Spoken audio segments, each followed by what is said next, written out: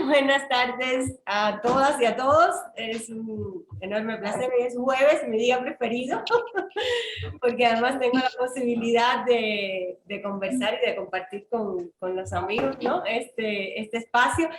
Y hoy es muy especial.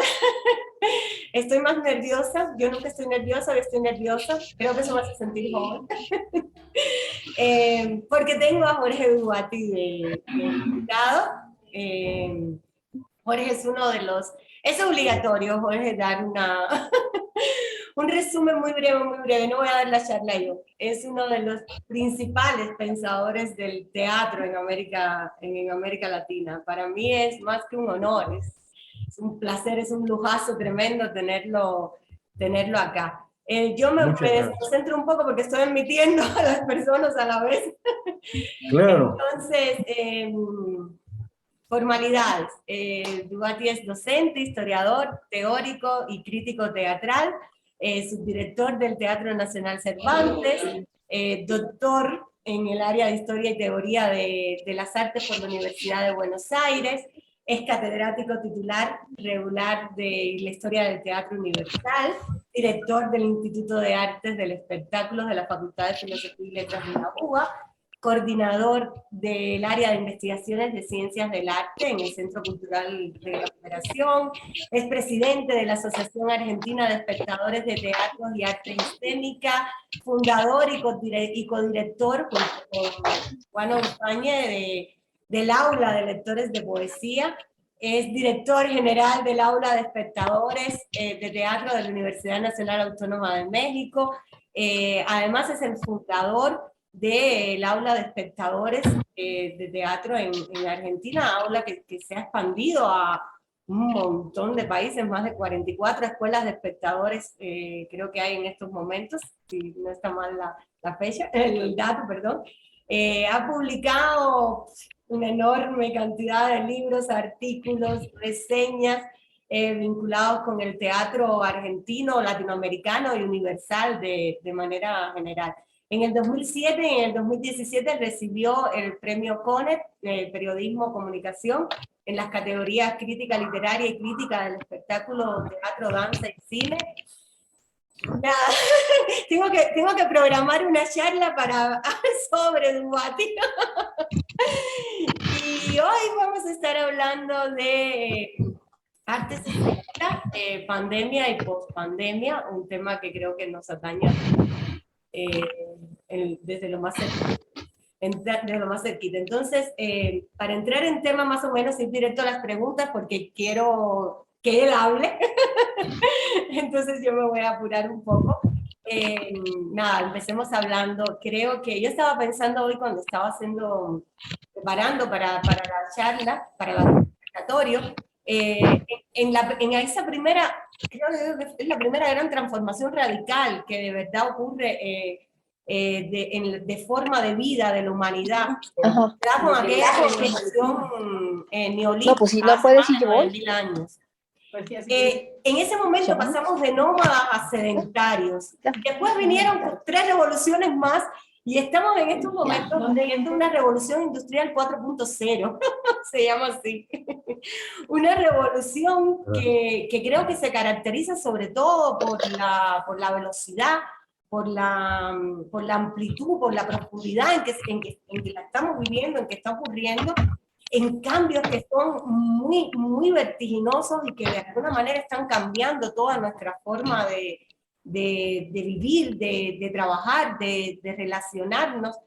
Y encima, casi que como caída del cielo, ¿no? Como anillo al dedo, llega esta pandemia que es de dimensiones apocalípticas, que además tiene un nombre nada poético, un nombre tecnocrático, porque pienso en la peste, en la gripe española, y no sé, me suenan los nombres como más poéticos. Esto es como un nombre más tecnocrático, exactamente. Y esta pandemia hace que se aceleren todos estos cambios. Y sabemos, además, todos lo hemos vivido, ¿no? Que esta pandemia, entre las muchas cosas que ha cambiado, ha condenado o ha empujado de alguna manera a las artes escénicas en general a un periodo de virtualidad. Y yo creo que no había otra alternativa, ¿era eso o era entonces hibernar, ¿no? Porque el cierre de los teatros, de los espacios públicos, de alguna manera fue general. Y en cuanto al teatro, específicamente, ha tenido que acomodarse al entorno virtual de una manera bastante radical. Cuando hablamos de esto es porque todo se ha empezado a realizar virtualmente, desde los ensayos hasta una puesta en escena, y esto es algo que creo que es totalmente novedoso en la historia del teatro. Usted lleva unos cuantos años hablando y realizando investigaciones sobre la filosofía del teatro y hablando específicamente de estos temas como si fuera Nostradamus, creo que lo estaba previendo, ¿no? Lo estaba visualizando. Y usted refiere en la trilogía de filosofía del teatro que el convivio diferencia al teatro del cine, de la televisión, de las radios, de los chats, del Skype, de esto mismo, porque el teatro exige la presencia viva, la presencia real de los artistas en esta reunión mágica que se da entre espectadores, técnicos, el actor, todo. Y es algo que existe entonces mientras sucede, en tanto cultura viviente que no admite captura o cristalización, según sus palabras, en formatos tecnológicos. Es decir, hasta ahora lo que se enlataba del teatro eran grabaciones, eran registros fílmicos, eran transmisiones por internet, y todo eso al final es información sobre el acontecimiento, no es el acontecimiento en sí. Para que exista el acontecimiento, tiene que darse una convivencia, una poiesis y una expectación. En la parte de la tecnovivialidad está muy claro que se da la poiesis y se da la expectación, pero hasta ahora no se daba la convivencia. Yo he estado leyendo, he estado viendo bastante información sobre todo este teatro virtual que se está haciendo, que podríamos llamar teatro de inmersión en algunos casos, o cosas así. Y entonces mi pregunta es que si podríamos pensar entonces que se está redefiniendo lo que es la convivencia.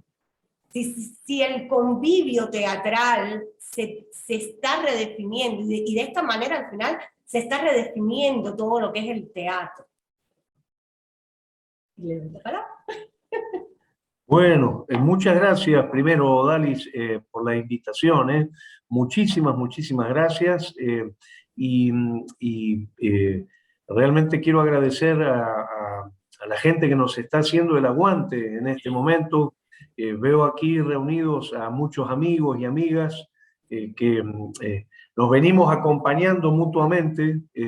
Agradecer, no sé, no quiero nombrar a cada uno porque si me olvido de alguno se me va a enojar, pero muchas gracias por la presencia, digamos, a las compañeras y los compañeros que en este momento están aquí reunidas y reunidos con nosotros. Muchas, muchas gracias. Y a vos por la invitación. Mira, yo lo que creo es que cuando uno intenta pensar, digamos, esto que nosotros podríamos llamar nuestro común mundo compartido, ¿no? Es muy importante ver desde dónde está pensando, ¿no? Es como si pudiéramos decir que según dónde uno se pare, desde dónde está produciendo ese pensamiento va a ser diferente, ¿no? Y el otro día yo conversaba con un amigo que me decía que, me decía, comer un tomate, ¿no? Un tomate de chacra, ¿no? De la planta, sacado de la planta, o comer, digamos, un sustituto químico, saborizante químico, que sea tan rico como el tomate, es lo mismo, me decía.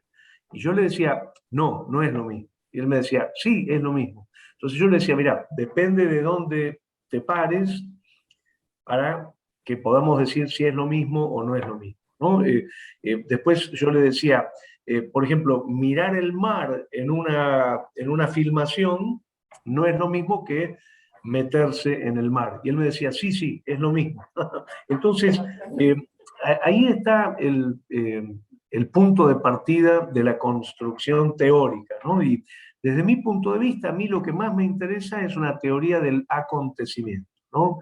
De lo que acontece. Es decir, creemos profundamente en que hay que conectar el pensamiento con la existencia, con lo que nos pasa, ¿no? Y especialmente, digamos, hacer una fenomenología de nuestro común mundo compartido. Entonces, yo, por ejemplo, diría que el acontecimiento de comer tomate cortado de la planta, digamos, con todo lo que tiene que ver con la naturaleza, ¿no? En ese pequeño universo que es el tomate, no sería el mismo acontecimiento que una cucharada de, supongamos, un saborizante químico, por más perfecto que lo sea. Y entonces él me decía, pero ¿por qué? Si en el fondo tienen el mismo gusto, ¿no? Yo decía, es que no estamos poniendo el acento en que si tienen el mismo gusto son lo mismo, sino sencillamente hay un orden de acontecimiento que sería tomate de planta, comer tomate de planta, y otro orden de acontecimiento que sería comer saborizante químico, ¿no? Por más rico que sea, es un saborizante químico. Entonces, yo creo que esto habría que llevarlo al campo de las artes, ¿no? Pensar las artes en su dimensión de acontecimiento, ¿no? Por ejemplo, yo estoy en mi casa, me traslado de mi casa a un espacio que yo no conozco, digamos, que me es ajeno, digamos, que no es mi casa, ¿no? Me encuentro con un montón de gente dentro de ese espacio y dentro de esa reunión alguien empieza a proponer un mundo paralelo, ¿no? Lo que llamaríamos poiesis, ficción, representación. Nosotros empezamos a observarlo y empieza a surgir una zona de experiencia que es lo que nosotros llamaríamos la zona de acontecimiento, digamos, teatral, ¿no? Ahora, otro acontecimiento, ni mejor ni peor, porque no lo pensamos en esos términos, sería, yo abro la computadora, me conecto con la web, luego tomo un link, veo una pantalla desde un lugar que no estoy compartiendo con la gente en términos territoriales, ¿no? Es decir, más allá de que esto sea mejor, peor, que eso no es lo que estamos discutiendo, son acontecimientos diferentes, ¿no? Entonces, yo partiría de esa cuestión. Hay un acontecimiento que sería el acontecimiento de la cultura convivial, y hay un acontecimiento que formaría parte de lo que yo llamaría cultura tecnovivial, ¿no? Entonces, yo no puedo sostener para mí que un acontecimiento supera al otro o desplaza al otro, sino más bien yo diría, son acontecimientos distintos, nos están proponiendo experiencias distintas, nos están proponiendo prácticas diferentes, formas de pensamiento diferentes. Entonces, yo me quedaría con esto, ¿no? Que sería, dados acontecimientos diferentes, tenemos que poder pensar en términos filosóficos qué rasgos tienen esos acontecimientos y cómo atraviesan nuestra existencia, ¿no? Si me permiten un ejemplo más en relación, para que se vea bien dónde está el punto de partida filosófico, ¿no? Que, digamos, no estamos tratando de encontrar, digamos, una regularidad, lo que tienen en común todos los acontecimientos, sino al contrario, tratar de percibir las diferencias, las singularidades, ¿no? Entonces yo puedo decir que el acontecimiento de mirar el mar por pantalla y tocar la pantalla y no mojarme, no sería el mismo acontecimiento que arrojarse de cabeza al mar, nadar con los tiburones, morirse de frío en el agua, en el invierno correr el peligro de quedar congelado, digamos, ¿no? Creo que en ese sentido, este es un primer concepto que para mí es muy importante, que es la idea de acontecimiento, ¿no? Nosotros en nuestra vida atravesamos muchos acontecimientos y creo que la singularidad está en poder comprender la riqueza, la diferencia y disfrutar esos acontecimientos, ¿no? El otro día un amigo, y termino acá, Odalis, para dar lugar a otra pregunta, pero el otro día un amigo me decía que había hecho una experiencia maravillosa en Estados Unidos, y es que se había puesto un casco de realidad virtual y había estado en la luna. O sea, la realidad virtual le generó la ilusión de estar caminando por la luna, de ver la consistencia de la luna, etc. Entonces yo le pregunto, ¿pero vos viajaste a la luna? Y me dice, sí, yo viajé a la luna. Digo, ¿estás seguro que viajaste a la luna? Porque creo que no sacaste los pies de la Tierra, ¿no? Bueno, fue cómo viajar a la luna. Bueno, a mí me interesa ese cómo. Es decir, la diferencia de acontecimiento. Una cosa sería el acontecimiento, viajar a la luna, que sería subirse a un cohete, entrenarse, comer, alejarse, salir de la estratosfera. Y otra cosa sería, otro orden de acontecimiento sería ponerse un casco de realidad virtual y construir imaginariamente un viaje a la luna. Si yo le pregunto a mi amigo, ¿vos viajaste a la luna? Él me va a decir, sí, sí. Yo le voy a decir, no, no. Porque ahí estaría la teoría filosófica de los acontecimientos, ¿no?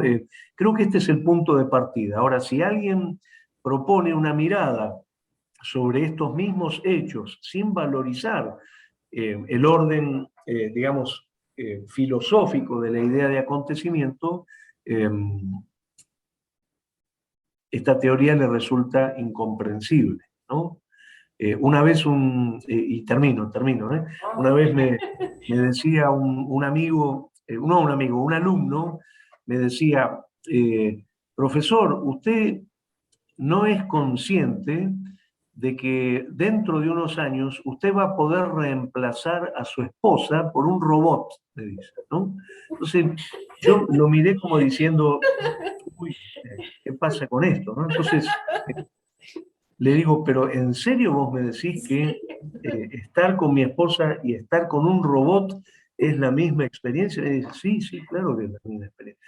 Entonces, bueno, yo humildemente le diría, no, son dos acontecimientos diferentes. Pueden tener cosas en común, pueden tener elementos de coincidencia, pero son acontecimientos diferentes. Por eso creo que hay que volver a la filosofía. Es el camino, porque si no tenemos una buena base filosófica, digamos, de pronto algunas afirmaciones resultan, desde mi punto de vista, fácilmente cuestionables, ¿no? Estaba hablando de eso de la realidad virtual y yo estaba leyendo precisamente una reseña de alguien que participó en una obra de teatro y que era así, era virtual. Es decir, él Claro. se llamaba, creo que era La Tempestad, no me acuerdo, porque han hecho varias ya que tienen que ver, y entonces igual, él se ponía unos espejuelos, un casco de realidad virtual y entraba, y él decía que la experiencia era fascinante porque es decir, él entró en contacto con la actriz, era una actriz quien lo hablaba, quien además rompía esa cuarta pared y les hablaba y les decía que qué voy a hacer, que puedo hacer esto, y ellos estuvieron todo el tiempo, eran un grupo pequeño. Entonces yo me imagino a ver ahora a un crítico y me imagino al público enfrentándose a esto, cómo lo asume, porque no es cine, no es televisión, no es un videoarte, no es juego, porque mi hijo incluso me decía, no, es un juego, eso es un juego, porque estás interactuando, y le decía, no, no es un juego porque tú no tienes un rol que no sea el de espectador. Entonces, cómo la crítica, cómo el público se enfrenta, se está enfrentando a esta nueva manera, vamos a decirle, de hacer o de pensar. El teatro, Sí. el teatro, ¿no?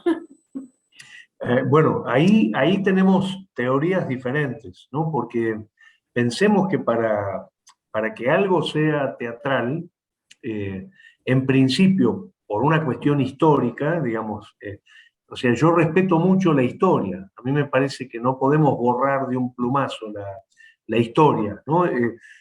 Vieron que hay toda una cosa de la cultura contemporánea que se lleva mal con la historia, ¿no? Es una especie de estado de habitabilidad en el presente, ¿no? Es como existe lo que está en el presente y no existe lo anterior, ¿no? Entonces, uno vive como en una ilusión de eterno presente y personalmente creo que no, que hay que tener muy en cuenta la historia, las experiencias vividas, porque no existiríamos de lo contrario, ¿no? La memoria, todo lo que es la religación con el pasado. Entonces, yo creo que para que nosotros podamos hablar de la experiencia que históricamente se llama teatro, tendríamos que tener a la gente reunida produciendo un acontecimiento en territorio, ¿no? Eh, digamos, si nosotros separamos a la gente, yo no lo llamaría teatro. Y de hecho, fíjate que cuando se lo llama teatro, se le agrega alguna palabra, Sí, ¿no? sí, Y ahí se nota que estamos hablando de otro acontecimiento. Por ejemplo, si yo digo teleteatro, ¿no? Teleteatro, que es una palabra muy común en Argentina, generalmente se le llama teleteatro a las novelas, ¿no? Las novelas románticas, ¿no? O por ejemplo, si yo hablo de radioteatro, aparece un formato que es lo que nosotros podríamos llamar el formato de audio transmitido a distancia por un sistema tecnológico, ¿no? Entonces, la palabra radioteatro no es la palabra teatro, es decir, el significante diferente ya está nombrando acontecimientos diferentes, ¿no? Entonces, creo que yo personalmente no usaría la palabra teatro, usaría la palabra en todo caso, si quieren, teatro virtual, radioteatro, teleteatro, tecnoteatro, etc.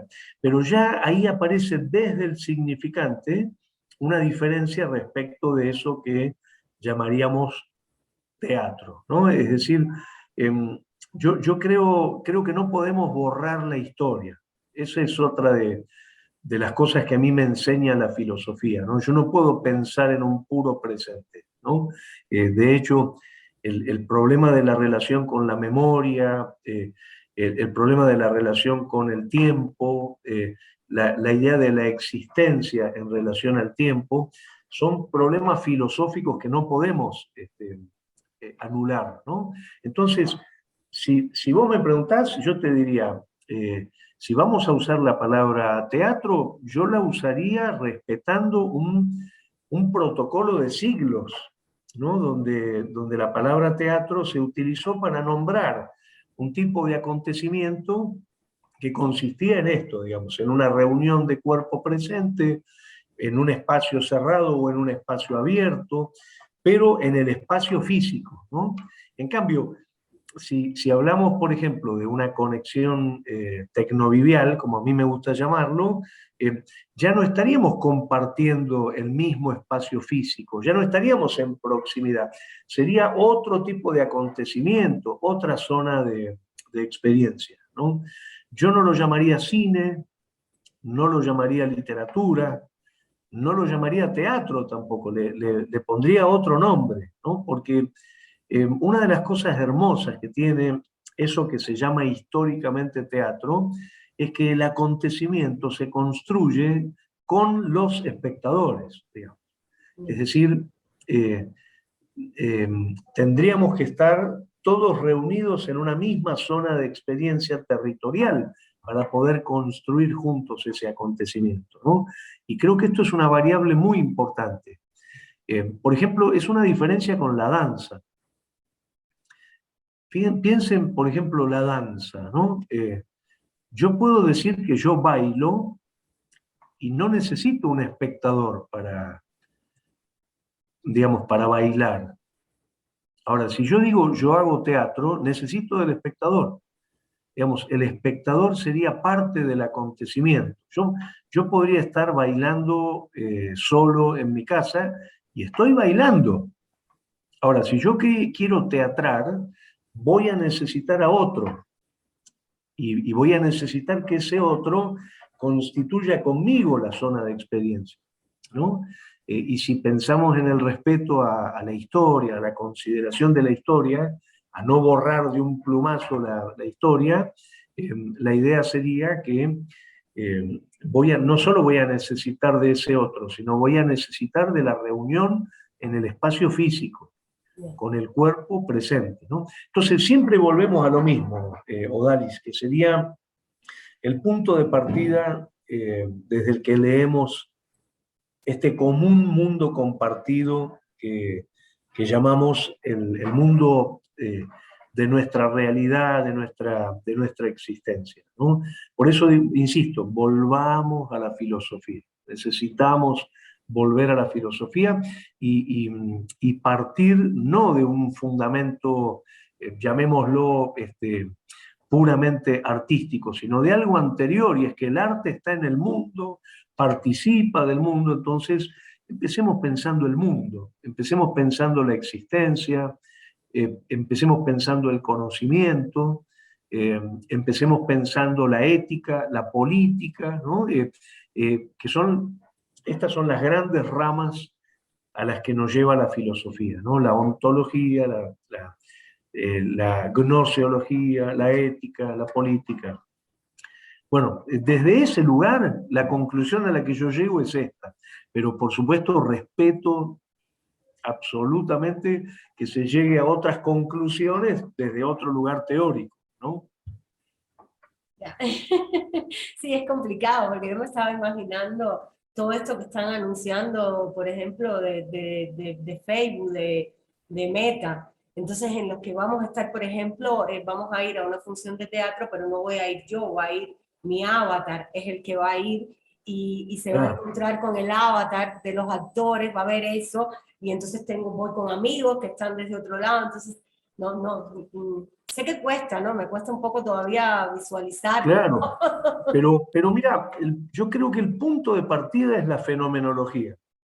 Es decir, nombrar lo que acontece, nombrar lo que vemos acontecer, ¿no? Este sería un punto de partida posible. Entonces, si yo describo lo que veo y digo, supongamos, en el espacio físico se reúnen personas con el cuerpo físico, digamos, como parte y prolongación del espacio físico, eso sería un acontecimiento fenomenológico. Ahora, si yo digo, un avatar se junta con otro avatar y a distancia dos personas contemplan la relación es otro acontecimiento. Claro. Entonces, yo creo que hay que darle mucha bolilla a lo que dice Jean-Luc Nancy, ¿no? Jean-Luc Nancy dice, no hay un arte, hay artes, ¿no? En plural. A mí me encanta cuando dice eso, porque él lo que dice es, no nombremos una unidad en las artes. Podamos nombrar el pluralismo de las artes, ¿no? No hay un arte, hay las artes. Entonces, no se trataría de llamarle teatro a todo, sino de, por ejemplo, teniendo en cuenta la historia, observar que ese tipo de acontecimiento del que se habla históricamente, ¿no? La palabra teatro la encontramos ya en el siglo V antes de Cristo, digamos, ¿no? Ya utilizada de una forma, digamos, ya frecuente, ¿no?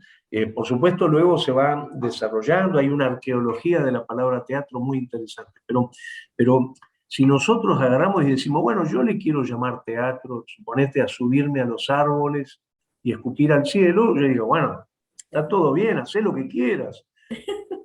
Pero tené un poquito en cuenta que esa palabra la está usando hace siglos la humanidad para nombrar otro tipo de cosas, ¿no?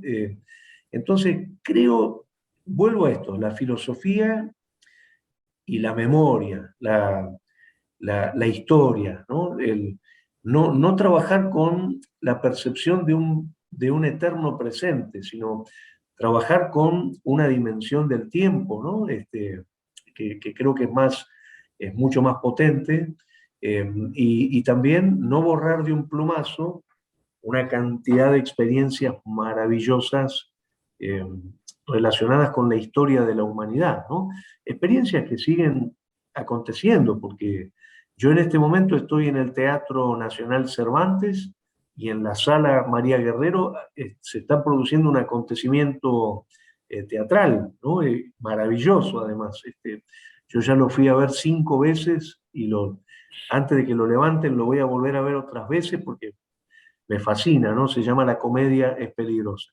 Digo, ¿qué se ve acá hoy a la noche? Se ve más o menos unas 600 personas que se han trasladado a una sala, digamos, a la Sala María Guerrero, es una sala que ya tiene más de 100 años, y hay una reunión de los técnicos con los actores y los espectadores, y aparece una zona de experiencia que cada noche es diferente, ¿no? Pero que tiene ciertos rasgos de institucionalidad, ¿no? A mí me encanta este tema también, que sería lo que yo llamaría la institucionalidad de los acontecimientos, ¿no? Porque, ¿qué sería la institucionalidad? Digamos, patrones repetitivos de conducta, ¿no? Eh, no podemos pensar que esos patrones repetitivos de conducta desaparecen de un día para el otro. Entonces, creo que, bueno, tener muy en cuenta estas cuestiones que me parecen muy importantes en términos de filosofía, de historia y, como decíamos antes, digamos, en relación eh, a los posicionamientos en la forma de conocer el mundo, ¿no? Creo que esto, a ver, no sé si es real esto que le voy a decir ahora, lo veo, ¿no? Todo esto, de alguna manera, toda esta virtualidad, todo este tiempo encerrados que nos ha forzado de alguna manera también a pensar, a repensar el arte, la cultura, la manera en que hemos vivido hasta ahora, en todo lo que estamos haciendo. Creo que de alguna manera también eso fomentó las investigaciones, las discusiones sobre qué es de nuevo volver a eso, esto es teatro, esto no, a mí me recuerdan las vanguardias a principios de siglo y esas cosas, Exacto. y cree que de verdad que está sucediendo eso, que hay como un auge en todo lo que es investigaciones teóricas acerca del teatro, del Sí, arte, de la cultura en general. sí, sí, sí. Y eso es algo maravilloso, esto que está sucediendo en toda Latinoamérica, además. No sé, yo podría nombrar a Colombia, a Ecuador, a México, a Argentina, no sé, realmente estamos produciendo conocimiento de una manera cada vez más compleja. Cuando yo, por ejemplo, confronto cómo me enseñaron a estudiar a mí y cómo hoy nosotros enseñamos a estudiar a los jóvenes, realmente ha cambiado el mundo de una forma impresionante, impresionante. Creo que eh, esto es una gran conquista, eh, pero también me parece que, por ejemplo, si nosotros dijéramos que el tecnovivio, digamos, la comunicación tecnovivial, es un invento de ahora, de la pandemia, digamos, la verdad que sería un error, porque ustedes saben que podemos pensar en las relaciones tecnoviviales desde la creación de la escritura, digamos, ¿no? Desde el dibujo, desde la escritura. O sea que el tecnovivio no es un invento, por decirlo así, de los últimos 20, 30 o 40 años, ¿no? El tecnovivio empieza cuando se inventan los primeros sistemas de comunicación a distancia.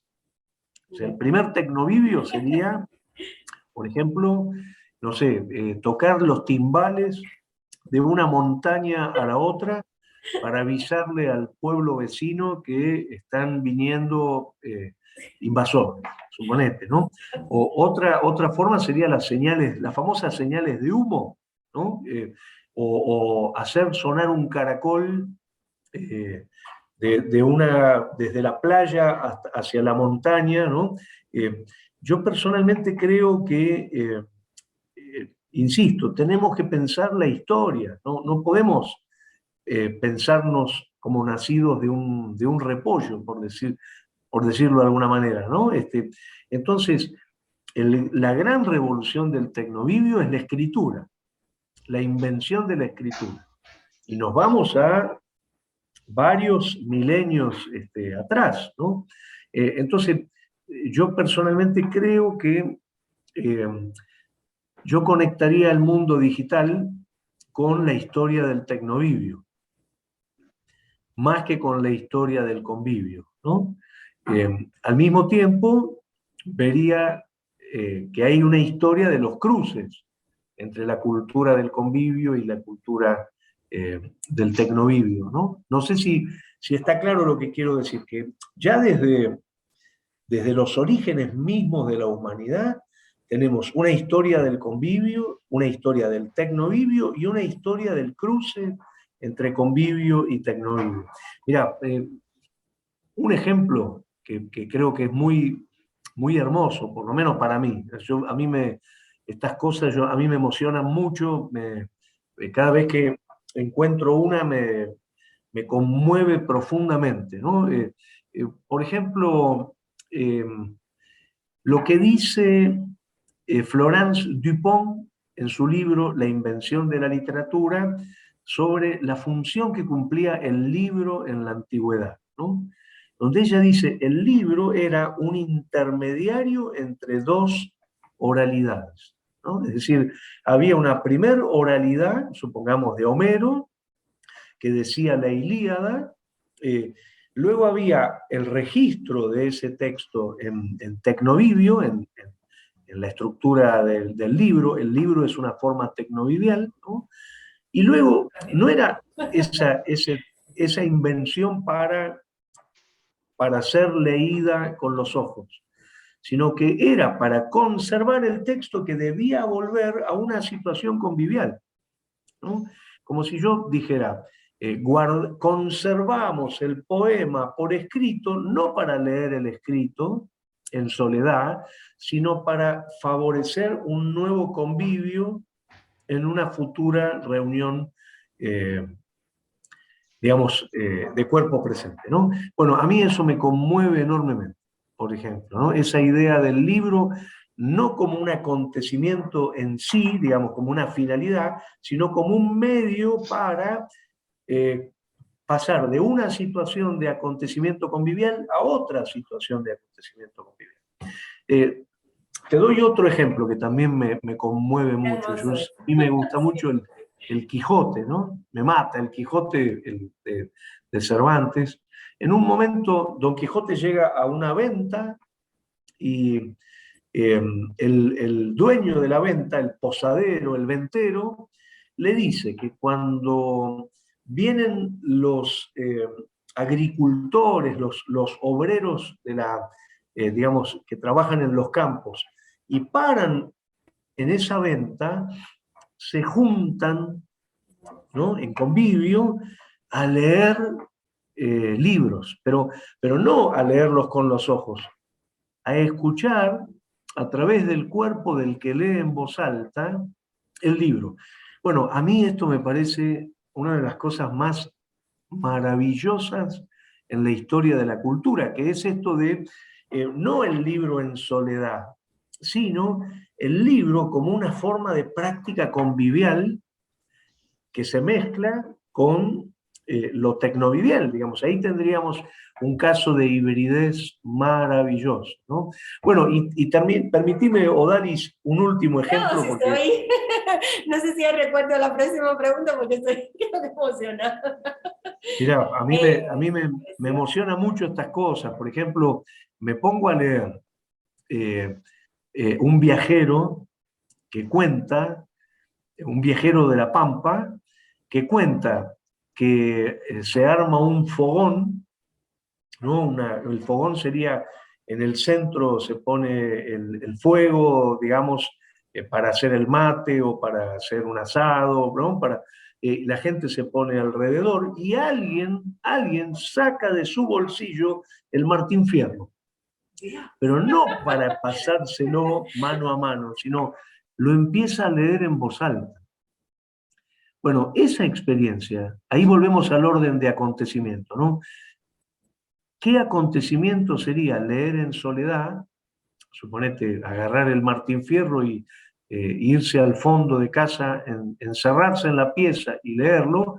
Y qué distinto sería que nosotros nos encontráramos todos juntos a tomar mate, a comer un asado, y alguien empieza a decir el Martín Fierro con su voz, con su cuerpo, con su emoción, con sus errores, ¿no? Porque seguramente no lo va a leer mal y demás.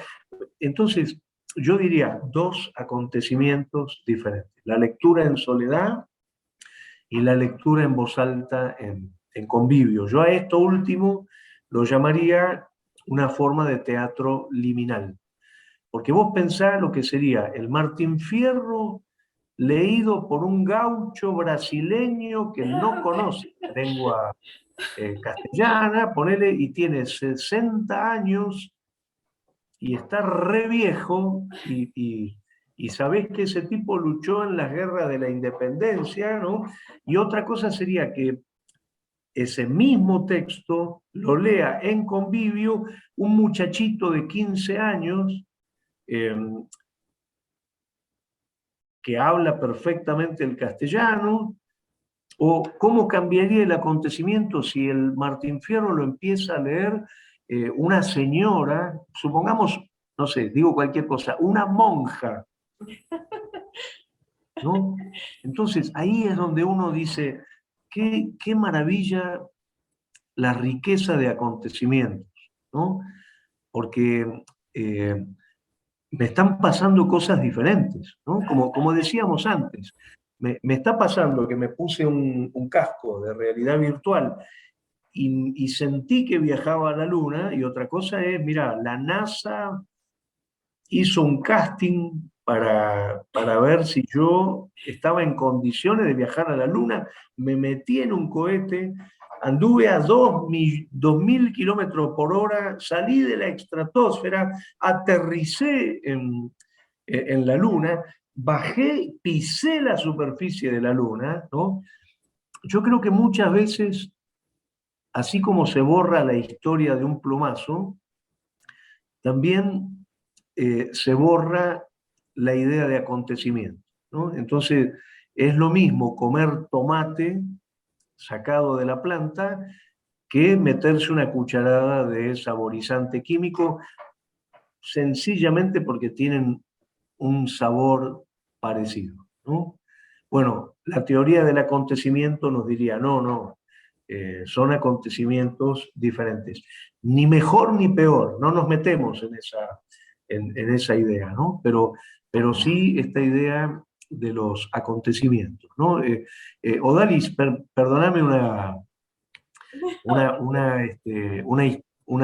un ejemplo más, ¿no? Por favor. El otro día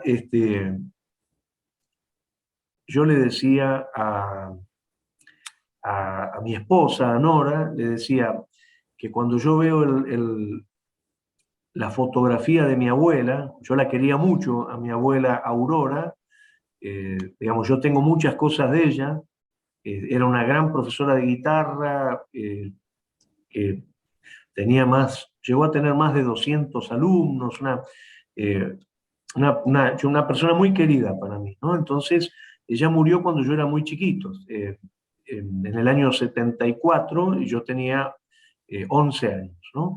Pero tengo muchos recuerdos de ella, y yo tengo una foto de ella muy bonita, muy bonita. Entonces, yo le decía a Nora, mira, miro la foto de la abuela y siento la presencia de la abuela. Ahora, muy distinto era cuando yo podía abrazar a mi abuela. Digamos, tendríamos dos presencias, dos acontecimientos de presencia diferentes. Una cosa es que yo pueda abrazar a mi abuela e interactuar con mi abuela, y otra cosa es darle un beso a una lámina, digamos, ¿no? Es muy fácil en ese sentido advertir la diferencia de los acontecimientos, porque cuando uno los describe, enseguida aparece. Por eso yo creo que un aliado fundamental es la fenomenología. La fenomenología consistiría en observar lo que aparece en los acontecimientos, ¿no? Y describirlo. Ya con solo describir el acontecimiento, uno tiene una aproximación. Otra forma de aproximación son los significantes para nombrar los acontecimientos, ¿no? Si yo digo ver el mar en pantalla y digo tirarse a las olas en la playa, estoy ya el significante, digamos, el sintagma con el que yo estoy nombrando los acontecimientos pone en evidencia que son acontecimientos diferentes. Estoy emocionada, porque además lo del mar es, yo vengo del mar y estoy lejos del mar, y entonces... Bueno, ahí tenés un ejemplo impresionante, impresionante. El olor es algo, no se puede. ¿Hago qué? ¿Me toca bajar a la tierra? Dani, perdóname, déjame agregar una cosita cortita. Por ejemplo, yo también voy mucho al mar. A mí el mar me gusta mucho. Y nosotros vamos al mar argentino, que es el sur de la Argentina, digamos, en un lugar muy cerca de una ciudad muy grande que se llama Mar del Plata. Vamos a un lugar que se llama Miramar, que es un pueblo más chiquitito, pero muy cerca para poder ir a ver teatro a Mar del Plata, ¿no? Yo desde hace más de 30 años que cubro la temporada de Mar del Plata. Todos los veranos voy a ver teatro a Mar del Plata, me vuelve loco, pero, por ejemplo, siempre me llamó la atención una cosa, y es que cuando yo estoy en el mar, el lugar donde yo paro está a metros del agua, ¿no? O sea, estoy a, ponele 100 metros del agua. Veo por la ventana, veo el mar, ¿no? Y siempre me impresiona cómo duermo, digamos, ¿no? O sea, esta sensación de que no duermo de la misma manera en Buenos Aires que cuando voy al mar, ¿no? Y averiguando, me dicen, es que el aire está cargado de ozono y el ozono te da más sueño. Pero además, el sonido del mar, ese sonido permanente de las olas que van, te arrulla, me decía un amigo, ¿no? Entonces yo decía, entonces dormir en Buenos Aires con los bocinazos, los murciélagos, no es lo mismo que dormir al lado del mar, ¿no? Serían acontecimientos diferentes, ¿no? Volviendo a la teoría de los acontecimientos. No, es totalmente diferente, se lo puedo asegurar.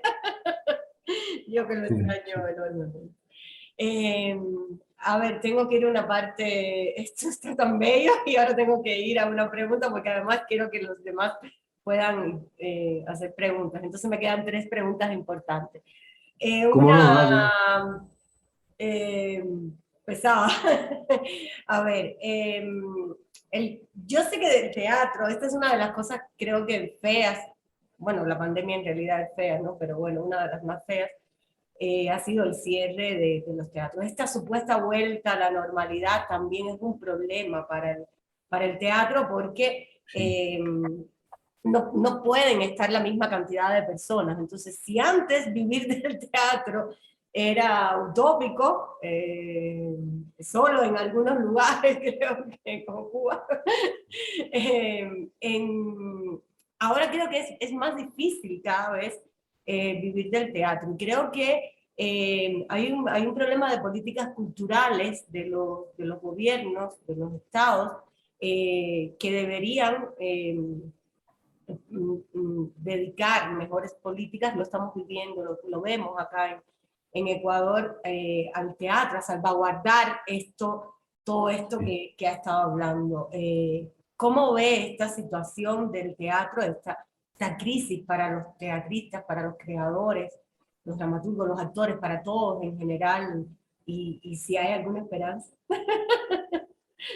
Sí, bueno, yo te quiero hablar de mi territorio, ¿no? Porque es el que yo más conozco. Acá volvemos a este tema de lo territorial, ¿no? De el acontecimiento en la encrucijada del territorio, ¿no? Yo por ejemplo, no podría hablar de otro territorio porque los territorios son distintos, ¿no? Si, por ejemplo, el otro día una amiga de Puerto Rico me decía que ellos seguían con todo cerrado y nosotros acá en Buenos Aires y en Argentina ya tenemos el 100% de aforo. O sea, si vos tenés una sala con 600 localidades, podés meter 600 espectadores, ¿no? Es decir, eh, en ese sentido yo voy a hablar del territorio que yo estoy viviendo, ¿no? Donde yo observo justamente los acontecimientos de ese territorio, ¿no? Fenomenológicamente. Y lo que yo te podría decir es que eh, se está dando un fenómeno en Buenos Aires, en la ciudad de Buenos Aires, en mi territorio, eh, que es el del regreso de la gente al teatro de una forma muy caudalosa. Eh, digamos, a diferencia de lo que pasa en los cines, que están con muy poca gente, en Buenos Aires los teatros están llenos, pero además, eh, por ejemplo, yo comentaba que estoy en el Cervantes en este momento, y en este momento se está haciendo función de La comedia es peligrosa con más de 600 espectadores, ¿no? Y la sensación es, ¿qué pasó? Que la gente volvió a los teatros, ¿no? Yo personalmente creo que la restricción del convivio, digamos, del acontecimiento teatral, produjo por un lado una gran avanzada del tecnovivio, ¿no? Porque todos nos hemos alfabetizado, todos ya decir la palabra Zoom ya es como que la conocemos desde hace siglos, ¿no? Eh, Sin embargo, la sensación es que también se revalorizó tremendamente por la restricción el valor del convivio. Es decir, antes lo teníamos tan a mano, el convivio, que no lo veíamos, ¿no? Hay algo muy fuerte en este sentido, que es que lo teníamos tan a mano, tan al alcance en las clases, en los restaurantes, en las calles, en los mercados, en los templos, en las canchas, que uno decía, bueno, así es la vida, como diciendo, este es el código de la existencia. Cuando aparece la pandemia se produce una restricción. Y ahí es donde uno dice, upa, mirá cómo necesito ahora yo esto. Aparece, a mí me gusta llamarlo un síndrome de abstinencia convivial, ¿no? Yo le llamo síndrome de abstinencia convivial a esa idea de que en un determinado momento dijimos, che, necesito darle un abrazo a mi mamá, necesito ir a comer con mis amigos, necesito volver a tomar mate, necesito viajar, o sea, desplazarme en el espacio, ¿no? Siempre digo una frase que le escuché decir a Diego de Miguel, un un gran teatrero de La Plata, que él decía, no quiero que me traigas la pizza a casa, yo quiero salir a comer pizza a un lugar, digamos, aparece este tema del traslado territorial, ¿no? El valor del traslado territorial, que antes era como una cosa re común, y sin embargo la pandemia lo restringe y lo pone de alguna manera en primer plano, ¿no? Entonces, yo tengo la sensación de que hay dos grandes conclusiones para sacar de lo que nos pasó con la restricción del convivio. En primer lugar, una revalorización de la cultura conviviente, una revalorización muy fuerte. Por ejemplo, anoche, disculpen que lo baje a ejemplos muy concretos, pero me parece que de eso hablamos cuando hablamos de existencia, de acontecimiento. Anoche, por ejemplo, vinieron mis nietos a casa y se quedaron a dormir en casa, ¿no? Comimos juntos y estuvimos jugando y después se quedaron a dormir en casa. Por ejemplo, ellos querían que yo durmiera en el piso y usar mi cama para dormir ellos, ¿no? Entonces dije, no, de ninguna manera. Bueno, esto trajo un tipo de discusión que yo no hubiera tenido si la comunicación era por Zoom, no sé si me explico, ¿no? Entonces, la sensación es experiencias diferentes, formas de relación diferentes. Esto de el abuelo no va a dormir en el piso, ¿no? Y mis nietos enojadísimos conmigo porque querían dormir en la cama de los abuelos. Bueno, entonces, ¿a dónde voy con esto? Porque por un lado aparece una valorización de la cultura convivial como no la teníamos antes, ¿no? Y por otra parte, creo que podemos sacar una conclusión muy interesante, y es que hemos comprobado que la cultura tecnovivial es maravillosa, pero fracasa cuando intenta sustituir la cultura convivial. Es decir, no hay forma de sustituir la cultura convivial. Esto creo que es un gran aprendizaje, es un aprendizaje muy, muy valioso para nosotros. Es decir, está buenísimo el tecnovivio, pero no sustituye al convivio. Digamos, con tecnovivio solamente pierdo un campo de experiencia maravilloso que sería esto, discutir con mis nietos, pelear el territorio de la cama con mis nietos, por decirlo así. Esa experiencia en tecnovivio no la hubiera tenido, ¿no? Entonces, creo que la gran conclusión que yo sacaría es esta, revalorización del convivio y conciencia de que el tecnovivio no puede sustituir al convivio. Me quedan dos preguntas. Una tiene que ver con la brillantísima idea de la creación de escuelas de espectadores, y quiero saber la situación actual de las escuelas de espectadores después incluso de esta pandemia, cuáles son los planes, en qué situación están, se piensa abrir, si se van a abrir nuevas. Creo que leí algo de una digital. Sí, bueno, vos fíjate qué interesante, las escuelas de espectadores crecieron mucho en la pandemia, crecieron muchísimo. Cuando empezó la pandemia, éramos 32 escuelas de espectadores en distintos países, y hoy, a casi 2 años del inicio de la pandemia, somos 65 escuelas. Es decir, a las escuelas, la avanzada tecnovivial, podríamos decir que no las interrumpió, no las perjudicó, pero sí perjudicó, digamos, la práctica territorial. Te cuento el ejemplo de la Escuela de Espectadores de Buenos Aires.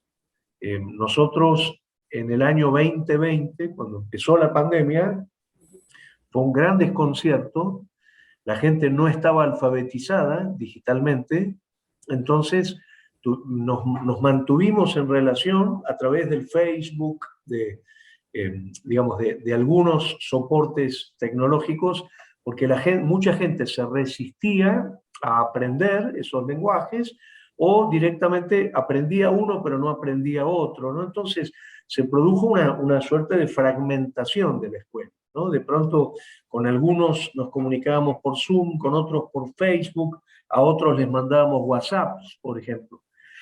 Bueno, ya en el 2021 nos pudimos organizar y ya empezamos en marzo del 2021, nosotros nos reunimos todos los lunes. Este año dimos 36 clases, digamos, fueron 36 lunes que nos reunimos, todos por Zoom y por Facebook, ¿no? La gente ya estaba, ¿cómo se dice?, alfabetizada en términos tecnológicos, y pudimos tener 400 alumnos en la escuela. Pero hubo un grupo de alumnos, aproximadamente unos 200, de la escuela anterior, digamos, la escuela presencial, que pidieron no estar, digamos, esperar, hacer un paréntesis, y están esperando al año que viene, que volveríamos a la forma presencial. Ahora, ¿qué pasó este año? Que hay mucha gente que se quiere conectar con la escuela, pero a distancia. Tenemos alumnos y alumnas de Estados Unidos, de Colombia, de México, de Brasil, bueno, y de toda la Argentina. Tenemos alumnas y alumnos de muchas provincias. Entonces, estamos evolucionando hacia un formato mixto, híbrido, por el cual podamos al mismo tiempo trabajar en presencialidad con un grupo y en tecnovivialidad con otro grupo, ¿no? A mí me dolía en el alma, por ejemplo, cuando yo decía, este año, ¿no?, en el 2021, fuimos a ver tal espectáculo y por favor no se lo pierdan, ¿no?, territorial. Y toda la gente que estaba a distancia ponía unas caras como diciendo, ¿y yo cómo hago?, ¿no? Entonces yo tenía que equilibrar la programación entre convivial y tecnovivial, para que de alguna manera la gente que podía ir al convivio y lo disfrutaba, tuviera su convivio, pero también para que la gente que no quería ir al convivio viviendo en Buenos Aires, o prefería estar o estaba a distancia, digamos, pudiera tener el tecnovivio, ¿no? Entonces, para nosotros fue un gran aprendizaje, y por supuesto una riqueza en términos de epistemología increíble. Yo completé ya unos 15 cuadernos de lo que yo le llamo el diario de la peste, ¿no?, que empecé haciendo observaciones y cosas, y la escuela ha sido un laboratorio increíble para observar comportamientos, problemas, posicionamientos respecto del convivio, del tecnovivio y de la hibridez, ¿no? A nosotros las escuelas se nos transformaron en un campo fenomenológico increíble. Y yo me he pasado todas las clases tomando notas de las cosas que se escuchaban en las escuelas de espectadores respecto de qué significa ir a los convivios, por qué no voy a los convivios, qué son para mí los tecnovivios, cómo se vive desde Miami estar escuchando a un artista en Buenos Aires, ¿no? Bueno, una riqueza epistemológica, pero realmente una riqueza incontenible, en cuanto a producción de conocimiento, ¿no? Ahora, ¿cómo pensamos el futuro? Bueno, yo lo pienso con un grupo presencial, convivial, y con un grupo tecnovivial. Y es más, pienso también la posibilidad de que gente que un día no pueda venir al convivio ingrese por el tecnovivio, y ver la posibilidad de alimentar cada vez más ese cruce. Que aclaremos, una cosa es hacer escuela de espectadores y otra cosa es el teatro. Claro. Porque, digamos, suponete, yo enloquecí a la gente para que vaya a ver Habitación Macbeth, ¿no? Y la única manera de ver Habitación Macbeth de Pompeyo Audivert es yendo al convivio, ¿no? Después, enloquecí a la gente viendo grabaciones de determinados espectáculos, suponete el Bielopole de Tadeusz Kantor, ¿no? Y claro, la única manera de acceder es el tecnovivio, no hay otra forma. Entonces, cada espectador iba construyendo sus recorridos diferentes según tuviera ganas o no, o posibilidad o no real de acceder a los convivios y a los tecnovivios. Pero personalmente creo que más allá de la pérdida, hemos perdido muchísimos alumnos perdido físicamente, digo, ¿no? Muchísimos alumnos, alumnas y teatreros que han muerto durante la pandemia, por la pandemia, incluso un querido integrante de la Asociación de Espectadores, integrante de la comisión directiva, que falleció durante la pandemia. O sea, en ese aspecto la pandemia ha sido pérdida, ha sido muerte, ¿no? Pero al mismo tiempo nos obligó a descubrir otras formas de comunicación y de relación y en parte, digamos, tengo la sensación de que nos ha hecho más fuertes, ¿no? Un poco con esto de Nietzsche, ¿no? De lo que no te destruye te hace más fuerte, ¿no? Yo tengo la sensación de que las escuelas, más allá de la pérdida y la muerte incalculable, han salido fortalecidas de esta experiencia. Bueno, creo que adelantó algo. Mi última pregunta, le dije que le iba a hacer una pregunta íntima porque usted me dijo que lo sorprendiera. Entonces, ¿está preparada? No. Quiero saber qué es su diario de la pez. El suyo, no el de Defoe, el suyo. Sí. Y si alguna vez lo podremos leer, si piensa publicarlo. Porque si me emociona así, imagínese en convivio y leyéndolo, ¿no? Entonces, ojalá va a estar llorando eternamente. Qué bueno. Mira, yo te digo la verdad, no sé si vale la pena acceder a esos diarios, porque son diarios donde hay anotado de todo, de todo. Es decir, desde cosas que para mí fueron muy relevantes, que me hacían comprender determinadas cuestiones, a cosas absolutamente anodinas, ¿no? Como pasa con todos los diarios, me parece que, digamos, la existencia está hecha de esos grandes descubrimientos y también de los balbuceos y los momentos de estancamiento, por decirlo así, ¿no? Entonces, en ese aspecto, yo la verdad que no sé si vale la pena, y además debo haber escrito alguna que otra cosa indiscreta que mejor que no se lea. Esos son los peores. Me da un poco de miedo, te digo, me da un poco de miedo. No, porque muchas veces también la pandemia me enojó mucho, muchas veces me indignó mucho. A todos, creo que todos. Claro, y entonces debo haber escrito algunas cosas que mejor no lleguen al espacio público, pero mirá, si a vos te interesa echarle un vistazo, mientras no le saques fotocopia, cuando nos veamos te llevo los 15 cuadernos. Por Dios. Eso sería más que un placer. No, claro que no le saco fotocopia, pero a mí sí me encanta leer en la soledad, eso sería genial. Si me sí, pero no fotocopiar, no sacar fotos. No contar, ¿no? Tremendo regalo, Dalis. Tremendo regalo. Imagínate. ¿Te imaginas? Mira qué privilegio.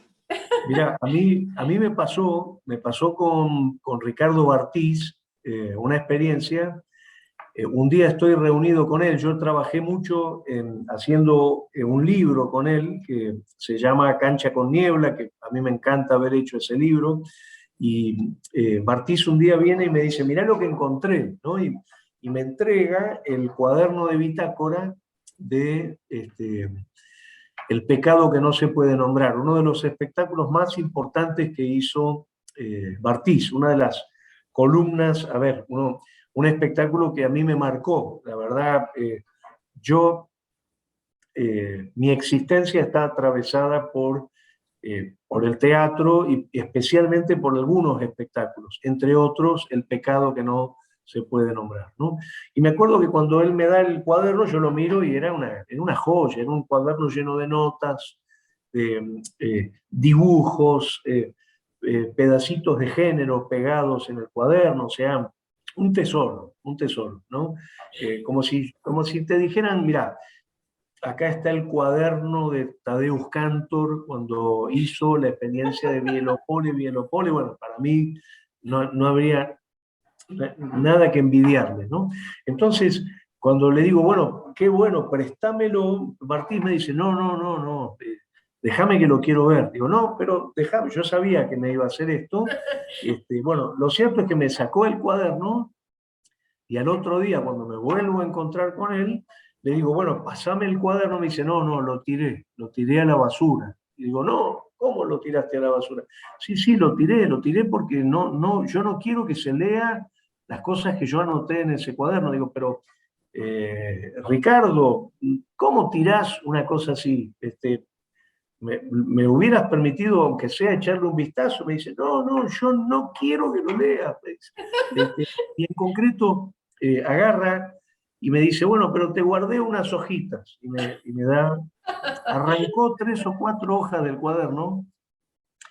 Yo casi me descompongo porque ese cuaderno encerraba el proceso y la producción de conocimiento de uno de los espectáculos más importantes en la historia del teatro de Buenos Aires. Bueno, pero él decidió tirarlo y creo que está en su derecho, A mí me dolió en el alma perder ese material, pero bueno, si a él le parece, por favor, yo no lo voy a tirar. Me espera antes. No lo tire, espéreme, por favor. Tirarlo no, pero por ahí guardarlo en alguna caja fuerte. Yo no sé cómo describir todo lo que ha sido esto. Es genial, es maravilloso, es estupendo. Yo me he emocionado, casi lloro. Muchas gracias. Yo muy agradecido de que me permitas exponer algunas cosas que uno viene pensando y trabajando. Muchas gracias, muy generosa de tu parte. Poquitísimo tiempo, pero bueno, si alguien quiere hacer alguna pregunta, aprovechen. Con mucho gusto. Placer.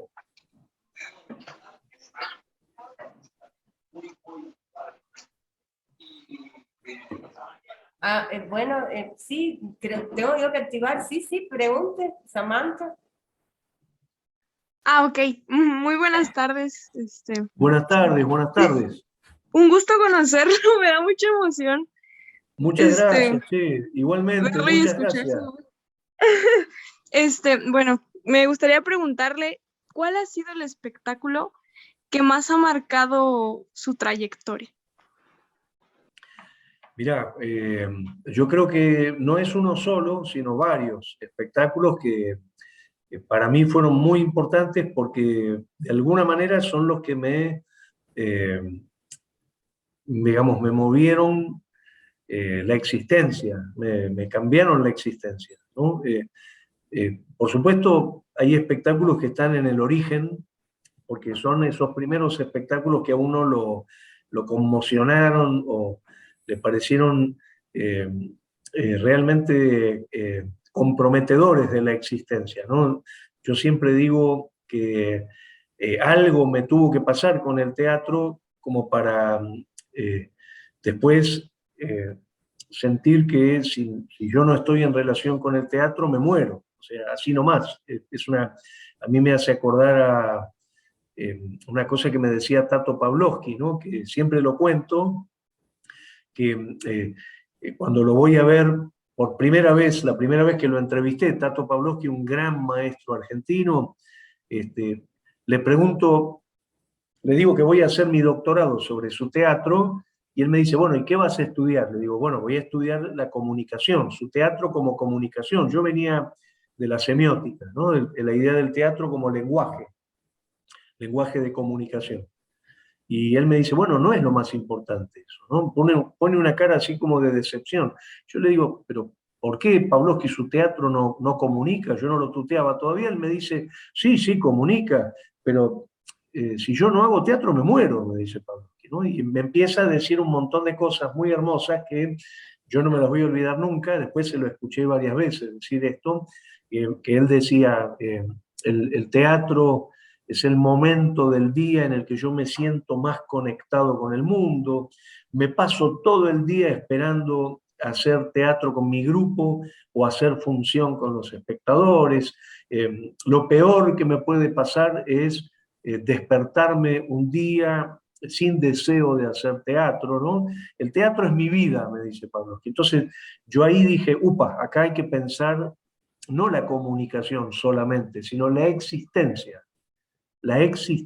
¿no? Bueno, yo hoy podría decir, si yo no veo teatro, me muero, de verdad, ¿eh? O sea, no estoy haciéndome el caretón de ninguna manera, y lo siento clarito cuando me voy de vacaciones, estoy varios días sin ver teatro y hay algo que me falta, digamos, hay algo de esa experiencia de reunión, en convivio, viendo producir con los cuerpos vivos mundos paralelos.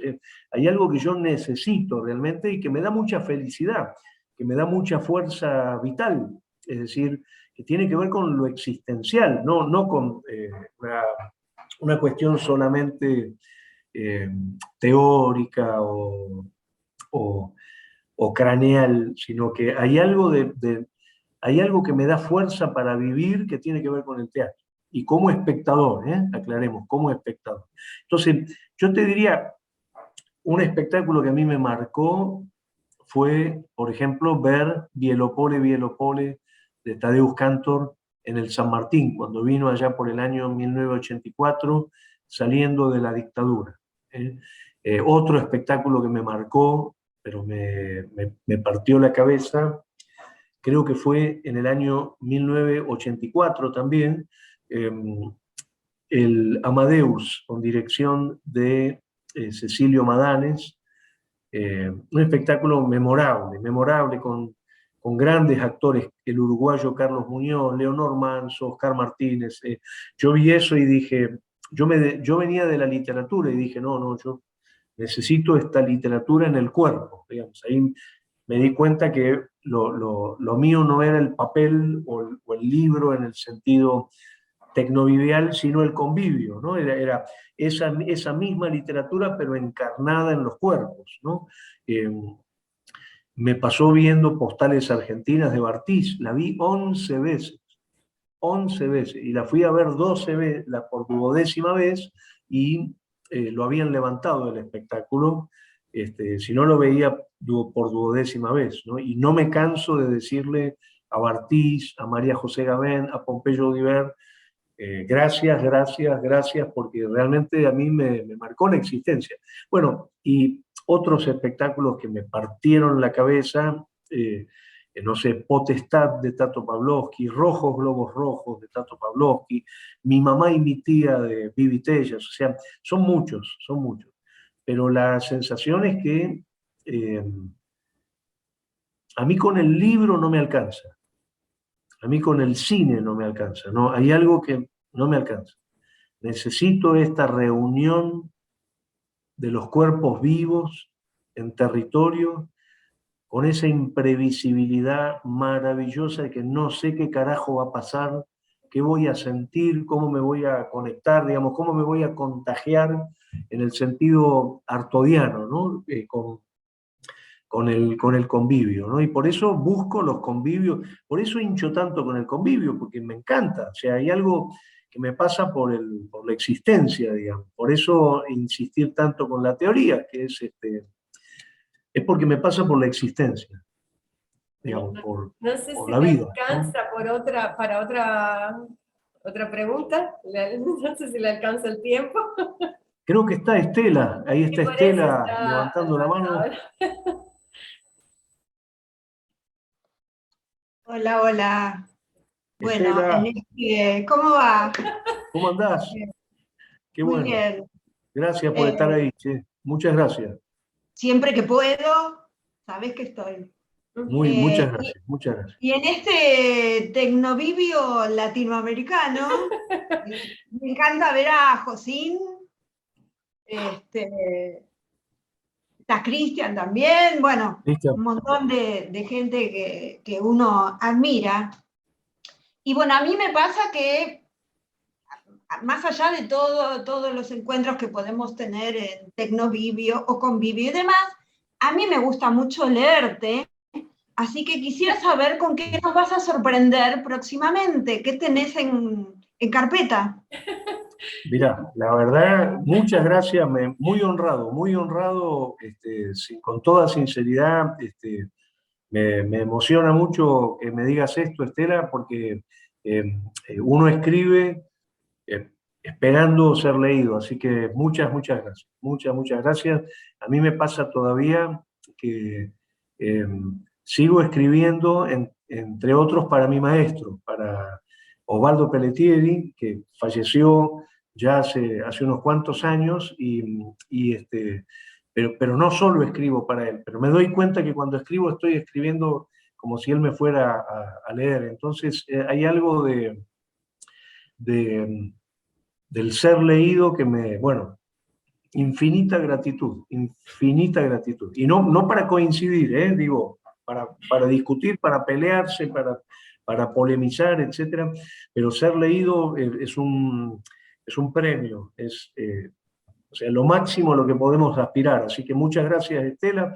Mirá, acabamos de sacar un libro que es un libraco enorme, que publicó Perú, Lima, la ENSAD, la Escuela Nacional Superior de Arte Dramático, que si tienen ganas, el libro es de acceso gratuito, y es el tomo 2 de artistas, investigadores y investigadoras y producción de conocimiento, que es este tema que a mí me está movilizando mucho en este momento, que es esto del artista que produce conocimiento en la praxis, ¿no? En el hacer. Esto valoro mucho las literaturas que producen los artistas, ¿no? Ya sea a través de entrevistas, de ensayos, de tesis, porque creo profundamente que son los únicos y las únicas que pueden producir esa literatura, y que es una literatura maravillosa, ¿no? Para que se me entienda, no sé, un libro como La escena presente de Gastón Breyer, un libro como los escritos de Santiago García, el libro Biodrama de Vivi Tellas, etc. O sea, valoro, pero enormemente a las y los artistas como productores de conocimiento. Si a alguien le interesa, el libro se puede bajar directamente del portal de la ENSAD, Escuela Nacional Superior de Arte Dramático de Lima, Perú. Ahí está el tomo 1 y el tomo 2, que el tomo 2 ya son 600 y pico de páginas, porque estamos reuniendo a Latinoamérica en la producción de conocimiento. Está, no sé, hay trabajos de Brasil, de Chile, de Ecuador, de Perú, de Colombia, de México, de Costa Rica, de Cuba, etcétera, y de Argentina, por supuesto, de Uruguay, Bolivia. Bueno, y lo que estoy escribiendo en este momento, que espero terminarlo en el verano, es un libro sobre teoría de la expectación, justamente, que, digamos, analizando la experiencia de las escuelas de espectadores, estoy tratando de pasar en limpio una cantidad de observaciones sobre los comportamientos de las y los espectadores, ¿no? Considero las escuelas de espectadores como un laboratorio fenomenológico realmente increíble de, digamos, de observación de los comportamientos de las y los espectadores. Yo desconfío mucho de las encuestas y desconfío mucho de los estudios mercadológicos, que tienen su mérito, pero me parecen muy limitados a la hora de entender la dimensión del espectador como sujeto, el espectador como agente del campo, el espectador como ciudadano y ciudadana. Digamos, creo que las escuelas de espectadores y la convivencia con los espectadores permite un conocimiento de esos comportamientos al que no accedes ni por los algoritmos ni por las encuestas. Así que estoy trabajando en esa cuestión. Y espero terminar ahora en el verano este libro que va a tener como objetivo pasar en limpio una cantidad de observaciones sobre este campo. Bueno, con los 2 tomos ya tenemos todo el verano. Ya, sí. Sí,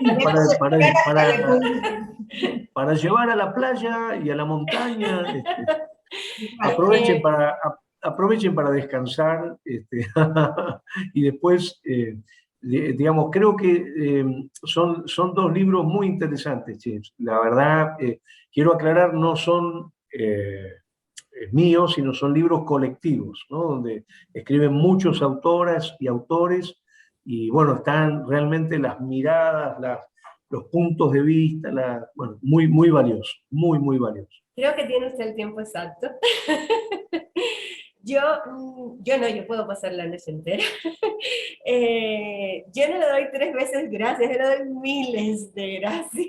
A vos. Ha sido increíble, ha sido un placer enorme, de verdad. Me ha emocionado, muchas gracias, sí. Ha sido increíble. Gracias, bueno. Muchas gracias. Y me guarda esos cuadernos, por favor. Yo igual no prometí nada, quiero aclarar eso. Y espero que se repita. Tengo que hacer como Bartiz, tengo que revisar a ver que anoté. No, gracias igual a todos los amigos, ha sido una noche increíble. Ha sido muy amables por el aguante. Muchas gracias. Gracias a todos. Gracias, Jorge, impecable, como siempre. A ustedes, che, gracias. Jorge, muchas gracias. La verdad, un placer enorme. Muchas gracias. Gracias, Jorge, desde Venezuela. Gracias, Juan. Muchas gracias. Gracias por el aguante. Yo no sé si se dice en toda Latinoamérica, sí, pero el aguante le decimos en el fútbol a cuando, aunque a tu equipo le vaya mal, lo acompañás. Yo. Ahí está Patricio. Gracias, Patricio. Muchas gracias. En Chile se dice igual. En Chile se dice igual. El aguante. Sí. El aguante. Sí. A mí es una palabra que me gusta mucho, porque es esto de que aunque tu amigo esté en la lona, vos lo vas a acompañar igual. Aunque estés caído. Exactamente.